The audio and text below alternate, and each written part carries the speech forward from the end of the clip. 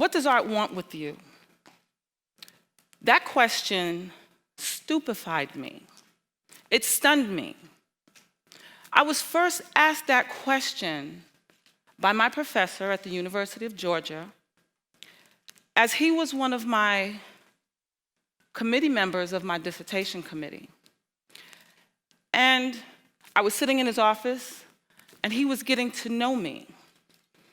And when he asked me that question, it stunned me, because it's supposed to be the other way around. Art wanted something from me. I thought I was chasing it, not it was chasing me. So I'm here today to ask you, what does art want with you?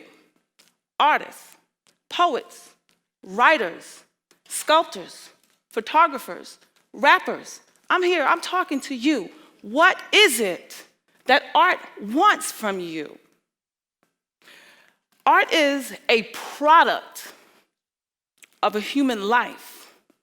It is produced out of some kind of emotion. The artist wants to remember something. They might want you to remember something. The artist has something to say. What is that message? The photographer would paint with light and shadow. The painter gives life to a blank canvas. The dancer gives life to the empty stage. The singer gives harmony to silence. What is it that they're doing? What is it that art wants from you? Augusta Savage, she birthed art out of clay. She was inspired by James Weldon Johnson, who wrote the song, "Lift Every Voice and Sing." So once she heard that song, she created a sculpture called the harp. That was birthed out of something that someone else created.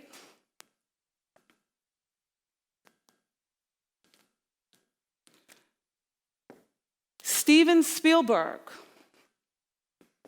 film producer, an artist at heart. What if he did not create Schindler's List? He created this product out of his life because it was something that he wanted the world to remember. He was documenting the history of his people. Kendrick Lamar, artist, rapper, what is it that he wanted when he wrote the song, when he wrote, "We're gonna be all right"? What was he trying to do? He was trying to give hope to an oppressed people.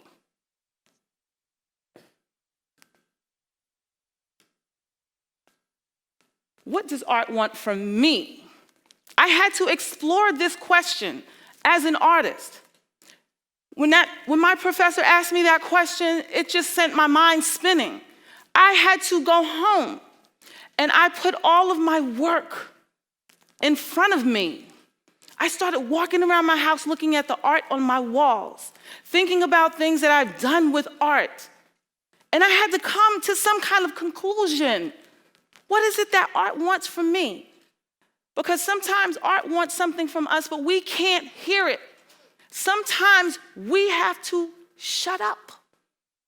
We have to be quiet. We have to take our things and put them in front of us to begin to see, what is it that art wants from us? Why is it chasing us? Why is art chasing me? So I began to explore my own work. What kind of products am I producing out of my life from being an artist and an art educator? Art wanted me to cry out, to let out my emotions. Sometimes I hold them in. But art is there saying, let them out. Say it, Lisa, say it. Art wants me to be vulnerable, to be happy, to express myself, to be comfortable with who I am. Art wants me to be bold. Art wants me to be courageous, to experiment, not be afraid to try new and different things. Art wants me to commemorate the people in my life, in my history, in my culture that have gone on.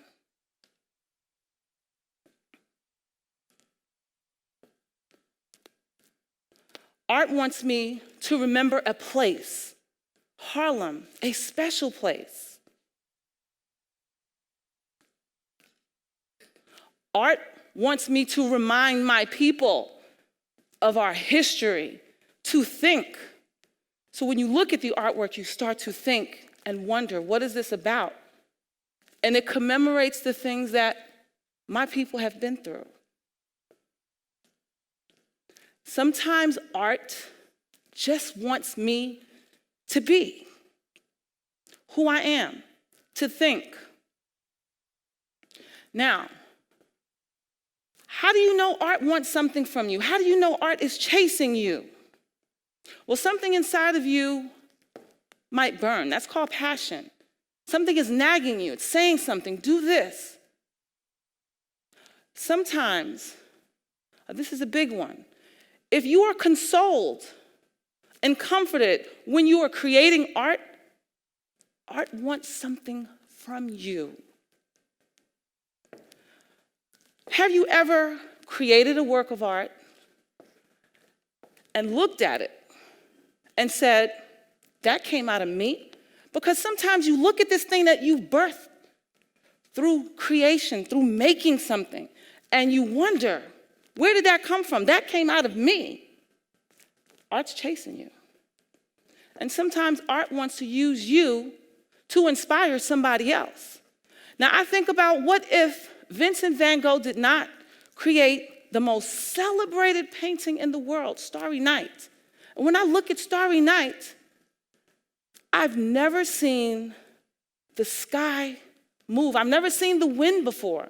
Nobody's ever given it color until Vincent van Gogh did that for me. Now, Vincent van Gogh, he was a very misunderstood artist, but art was chasing him. Something art wanted from him.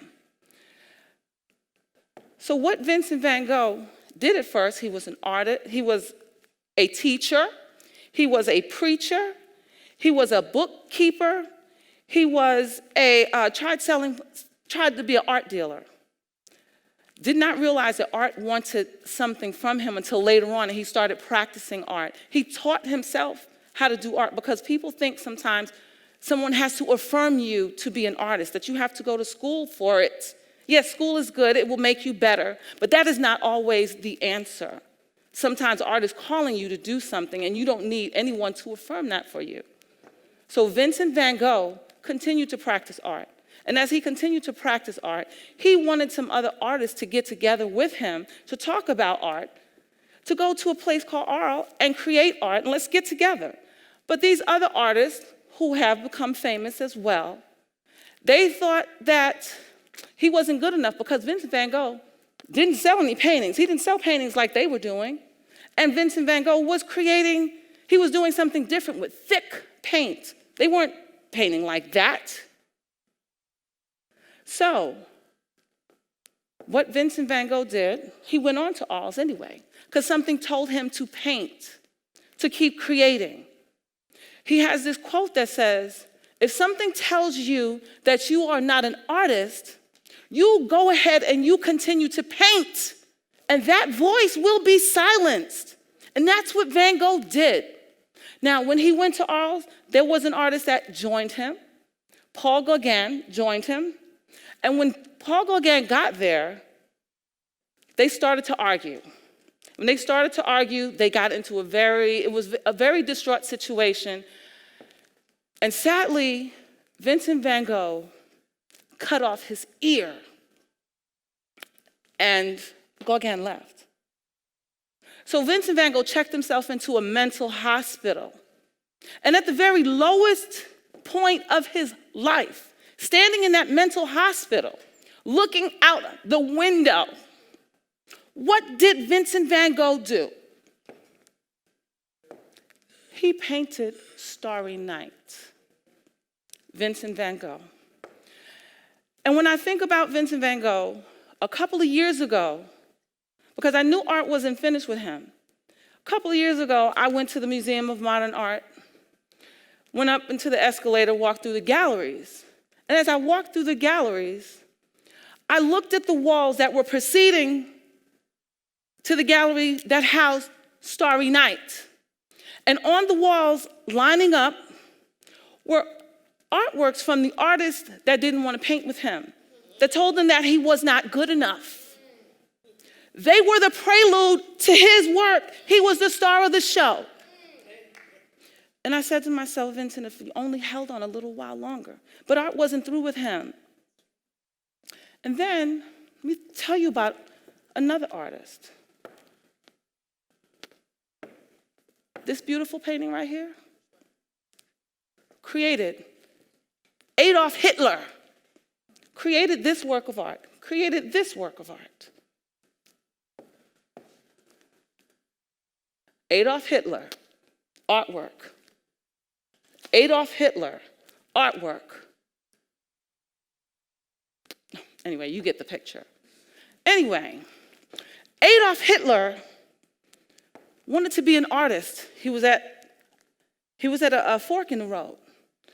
But he let someone else define for him whether he was an artist or not. So he applied to art school twice.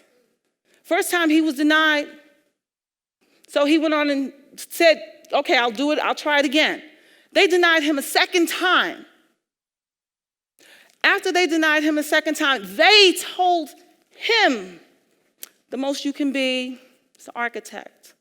He let someone else define that for him. Now, when he let someone else define that for him, he quit. He decided, I'm not going to be an artist, I'm going to be a politician. That's it. I'm just throwing it all away. So then what happens? He becomes angry, he becomes bitter, and he made the rest of the world miserable because he did not follow what art wanted him to do. And if you do not remember anything Dr. Lisa Whittington has told you today, you do not need anyone's approval to be an artist. Thank you.